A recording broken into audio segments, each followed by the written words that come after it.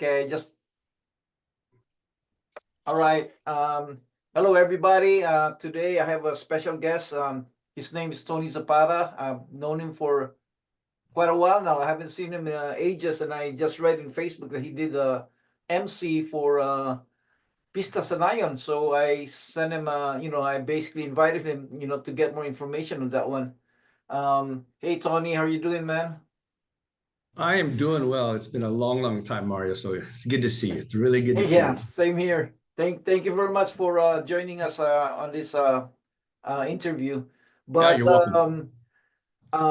before we start, can you tell us a little bit about yourself? Like, where were you born and where you went to school and, what do you Oh, do sure, for sure. stuff Well, like let's that? see. I am actually a product of Seattle. I was born and raised here, so I'm a Seattle native. Okay. Grew up on Beacon Hill.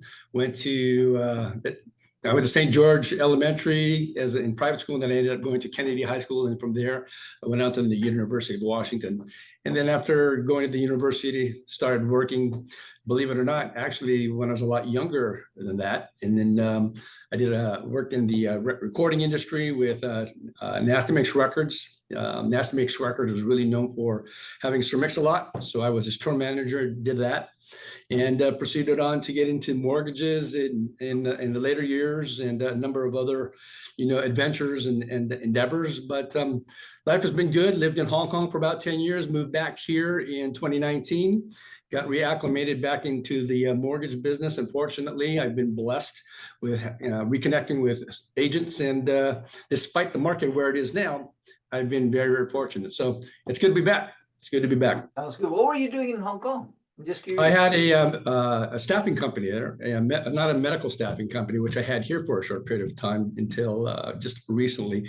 But I had a staffing company that serviced the ground handling services in Hong Kong. So I had a group of ramp workers and equipment operators, and we serviced a company called Jardine. So they did ground handling services. So you see the guys that are on the ground that are loading baggages Uh-huh. and equipment into the airplane. That's what my staffing company did in Hong Kong. Oh, okay. Wow, that's interesting. All right. We just had the Pista last weekend, right? Yes, we did. And can you tell us how it went and how was that? Yeah, Pista is always a beautiful time of year. I always get excited to come back. They didn't have it for a couple of years due to the pandemic, and then 2022 it came back. And I had been hosting Pista, I would say 20 plus years or more now. I can't even count that many, but it's a great time for the community to come together to experience, artists that are from Seattle, and we've been fortunate to have some guest artists from the Philippines. This year, like every other year, it's always fantastic. The community comes together, food, music, entertainment, and it's like a reunion with all the communities combined, but it also exposes the culture to other cultures and other communities within the Seattle area. So it's always a great, great time for everybody to come by. Yes. Can you tell us a little bit about the history of Pista? Were you part of that, the history? Well, initially, Pista has a history. It actually started in 1990. Former council member Ron Sims, his wife Cayenne Topacio, and Benji Santos. It was their brainchild to bring this type of event to Seattle, and they also had to get with various Filipino community leaders to endorse this event. It actually started at the Rainier Playfield, but as it grew Genesee. over the years, they needed bigger space, and they ended up at the Stewart Park Amphitheater. But it is a sanctioned Seafair event, which every single year during Seafair season, it kicks off right before the end of Seafair when they have the hydros, which are coming up this coming weekend. Mm. And how did you become the MC? How did that start? Did somebody ask you, or you just happened Yes. to volunteer? Or Well, do you remember Tita Flori Gavino? yes, I Yeah. do. So I was 17 or 18 at the time. She asked me to become an MC for an event, Pagdiriwang, when I was 17 or 18 down at the Seattle Center. Right. And it just kind of grew from there. So I started to do more and more. She says, I want you again every year. Then it became just standard to become the MC for Pagdiriwang. Then it moved on to Pista. I was asked by Mars Rivera, who was also part of Pista, along with Larry Alcantara, and a host of other John Ragudas. These people are pioneers in making way for Pista and having the opportunity to MC not only for Pista but a host of other events like private events, other community events. So I've been blessed in being able to pay it forward in being an MC. Okay, did you see it grow though? I mean, from you've been doing it for 25 years now. You mentioned have you seen the Pista grow every year, or is it? Yeah, it grows every single year. I mean, there are good times when it's packed, but sometimes what predicates that is the weather. The weather sometimes, weather always affects any type of event, but people still come out. Each and every year we have thousands and thousands of people that come out. So in the terms of the growth, we've had some great sponsors. We've had Muckleshoot. This year we had Philippine Airlines was the prime sponsor, along with UW Medicine was one of the other sponsors. So it grows every single year. I think it could grow even more. And when I say grow even more, I think we should be able to attract more artists and not only from the talent side, but also business side as well too. I've seen the Pistas in, let's say, LA and San Francisco, and they're huge. They're huge. And I believe Seattle also has the ability to become one of those events that a lot of people should attend. Okay. Is there any special artists who in this year's Pista or? This year, we were actually graced with a local artist. There's a gentleman by the name of Tony Colinares. Tony Colinares does Elvis Presley, and him and his band called Graceland Manila graced the stage each year. And as always, he has a great show, and it's like Elvis is revisited. He was the main attraction this year, along with the other artists that are there. We had Filipino dance group that was there. We had a young lady that was a singer, and there's always new talent coming in. But we can always, it would be always nice to bring other talents, even those that are performing here from the Philippines, for the Kababayans. Yes. Like, for example, Pops Fernandez is coming, Jai is coming, and there's Timmy Pavino, who has also performed for us in the past. Ding Dong, I forget his last name, but I apologize. And there's been a host of others that have graced the stage in Pista in reference to local and international artists of Filipino descent. Wow, you're also active in the promotion, right? I mean, you're also doing a lot of MC work, in those when those artists come over to Seattle. Yes, I have. I've been blessed to be able to, share my voice, to introduce some of the greatest Filipino artists that have come and visited Seattle. Martin Rivera, Gary Valenciano. Of course, there was, who else was there? There was, let's see. Bamboo was here recently, and then there was Alanis Morris, and then Morissette was here, and I can't even name. There's so many of them. I'm a big fan of Morissette because she's from Cebu, so and I watch her on YouTube. So man, I missed that concert of Morissette. How was that? Oh, it was great. It was a trilogy. There was Eric Santos. There was Morissette, and who is the other one? I apologize if I forget, but there's so many acts that are coming in that sometimes it's hard to keep track of who's coming in and coming here to perform in Seattle. It's always exciting. Okay. Is there anybody that's coming up that you know of? Well, the one that sticks out right now that I kind of Pops Fernandez is coming, along with Jaya, who used to actually live in Silverdale, but she moved to Texas. Okay. They'll be performing, I believe, in September. And there are a host of other artists that are there. If you go to some of the Filipino stores, you'll see a lot of the flyers for the artists that are coming up. So I highly, suggest that everybody go support the talent that comes into Seattle. Well, I'm really happy that the job you're doing. So thank you. Very good. Let's talk about the work you're doing right now. It's a mortgage. Let's plug that in. So sure. Hopefully people you can help people. One of my Absolutely. Yeah. I'm a mortgage advisor. So I work with the company New American Funding here in Kirkland.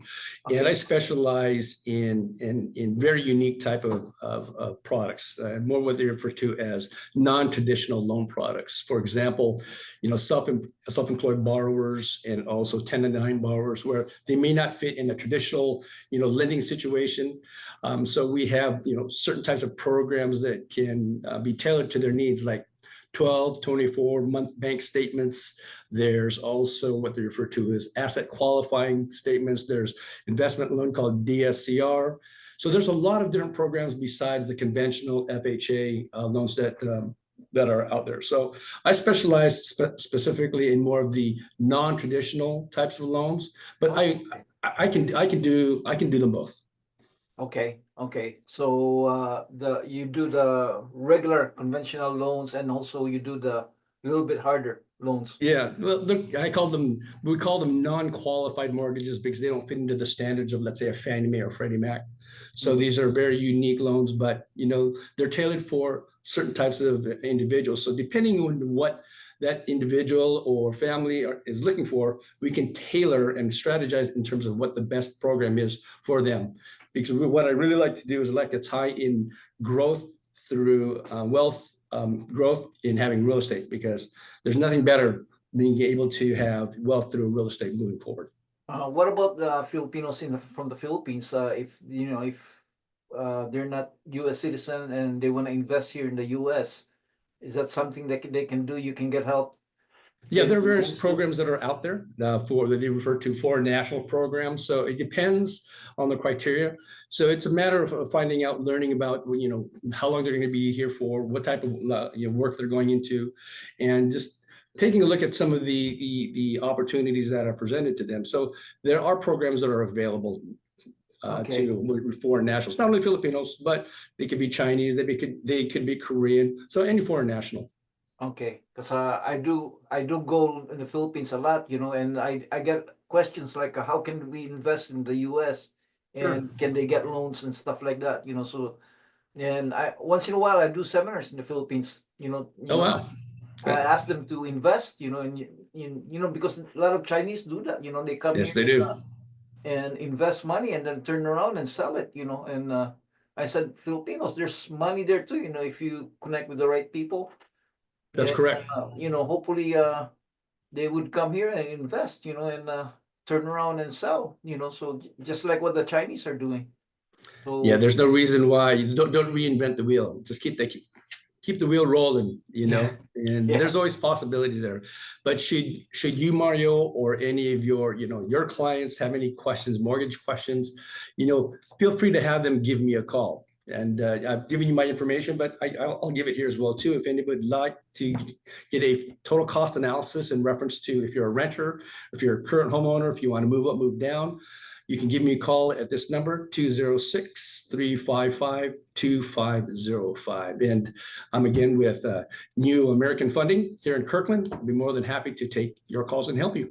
And not only that, I'm gonna put it in, the lower part, so people can basically see your name and your phone and the contact information for you. So if they wonderful. need help, they could contact you, because a lot of I didn't even realize you speak Tagalog, man.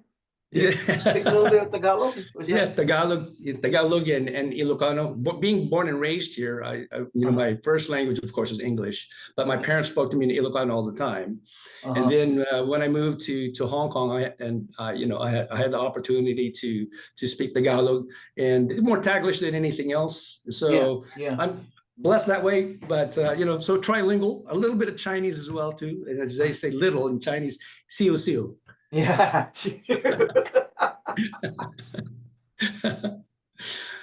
Yeah, so that's good to know, because remember I gave you a referral yesterday, and Yes. they said, they asked me if they speak Tagalog. I said, I don't think so.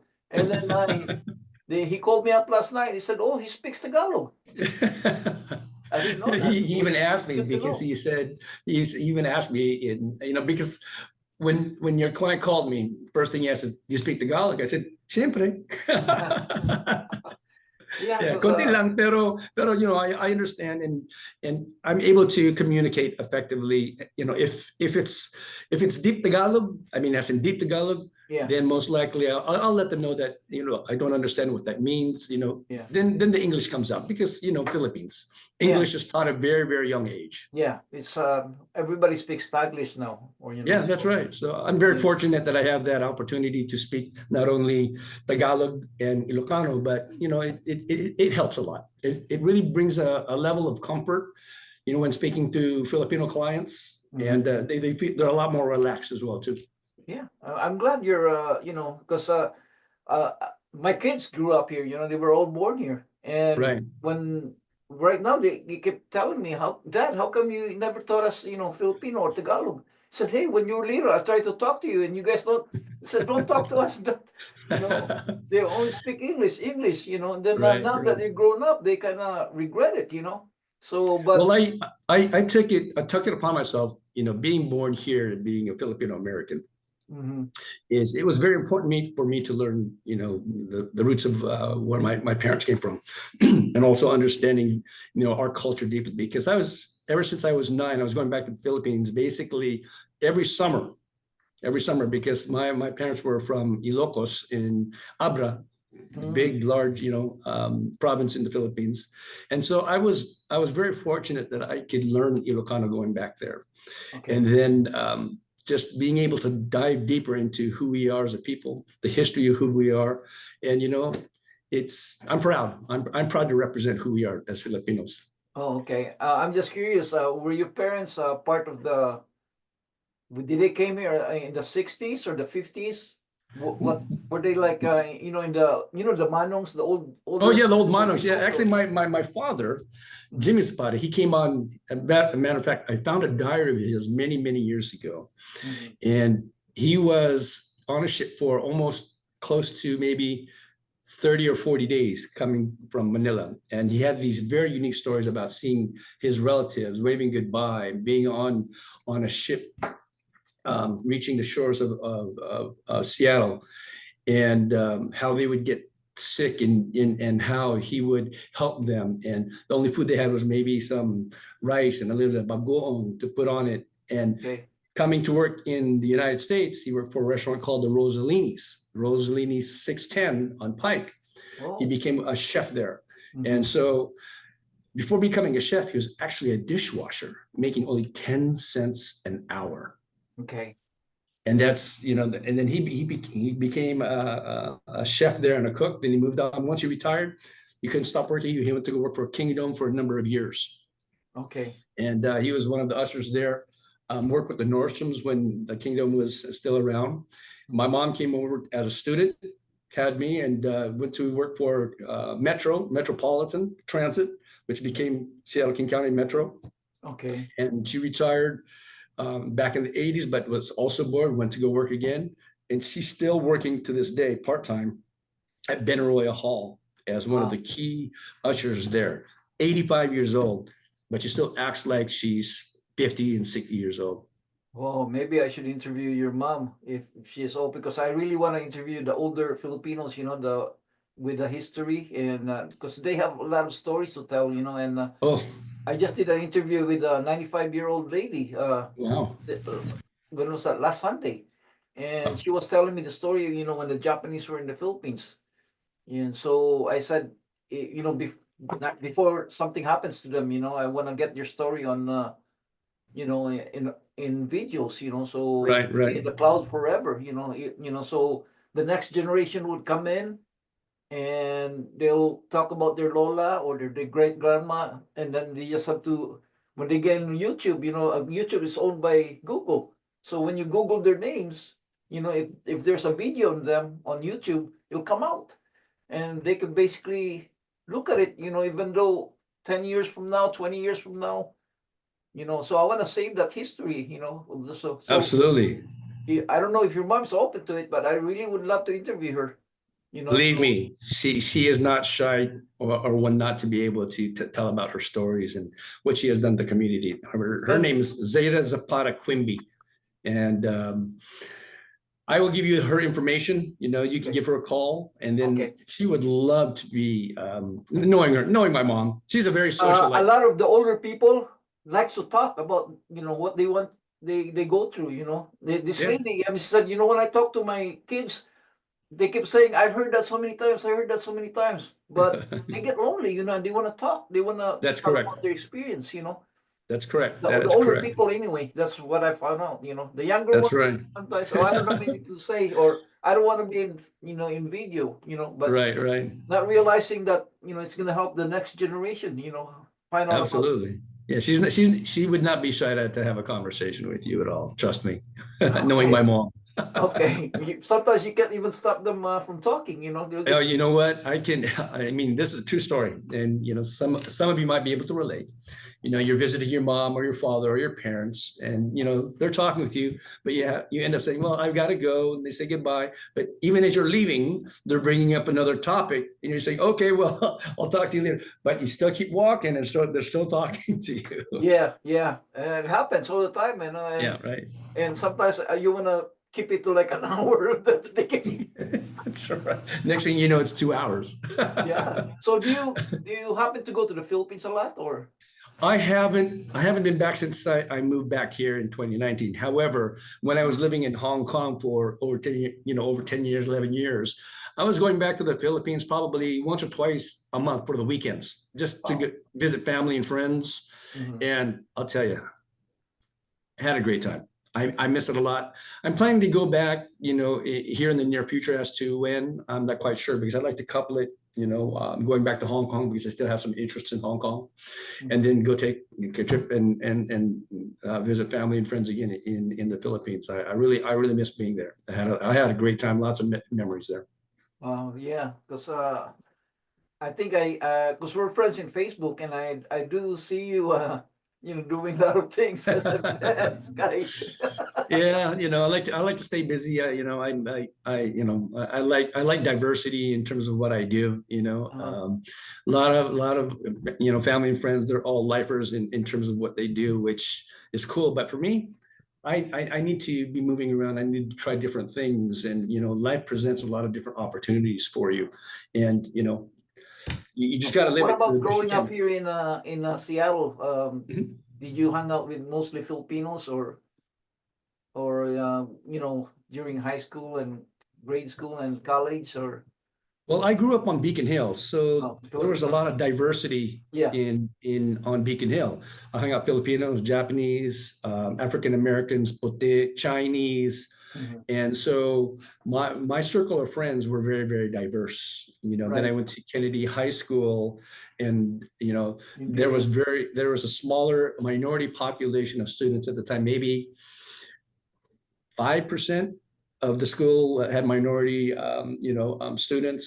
But from there, then going to college, and then having the ability to see the world through travel, Right. I was able to gain a lot of friendships from all over the world. Then moving to Hong Kong, I ended up having friends from India, friends from Nepal, friends from South Africa, friends from, well, of course, Korea, Japan, France, China, Britain, New Right. Zealand, Australia, because a lot of them work there because Hong Kong is a hub for business Right. from financial point, and a lot of other industries also in trade and import and export. So I gained a lot of friends all over the world. So I'm very fortunate that way. But of course, Filipinos, when I hung out with them. I was a part of the Barangay Filipino dance troupe here in Seattle under the guidance of, if you remember, Tidali Castillo. She Yeah. was the one that started it. And then Barbara Bergano was our choreographer.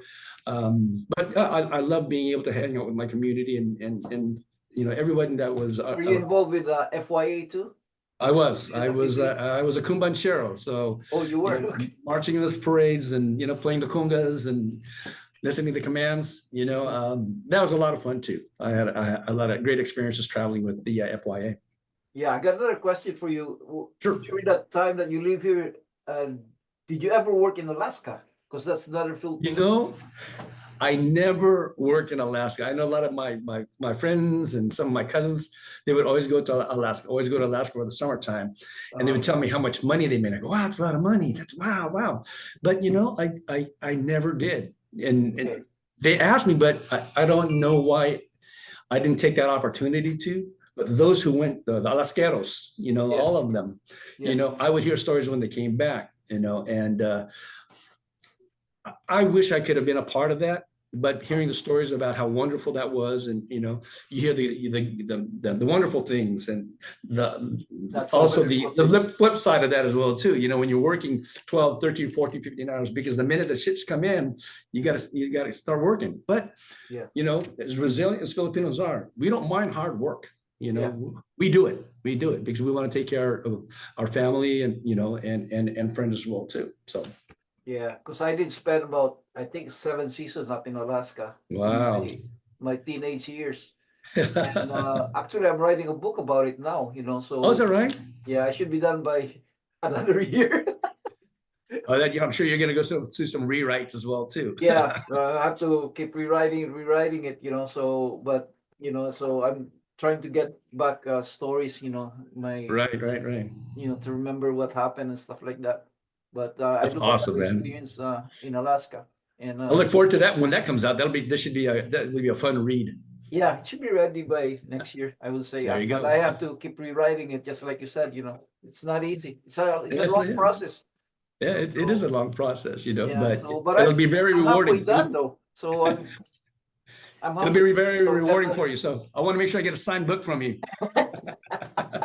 I don't know how I'm gonna publish it. Either I could do a self-publishing, or you know, most likely self-publishing. Are you going to do self? Oh, there you go. Yeah, something like that. Okay, so let's just wrap it up. Sounds good. I just want to thank you, man, and for you know, spending you know, some time with me doing this. Absolutely.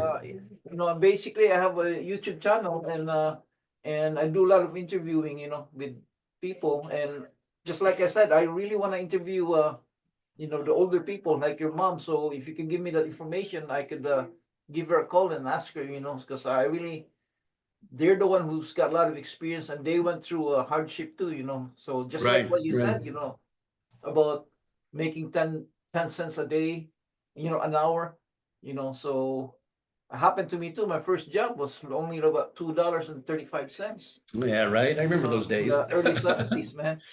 I work at Providence Hospital, you know, and I was a janitor there, and I was only Wow. making $2.35. And that's basically my book, you know, from the Philippines coming over here, Right. and my life in the Philippines, and how it changed when I arrived in the Seattle, because I was Right. 15 years old, you know, when I came.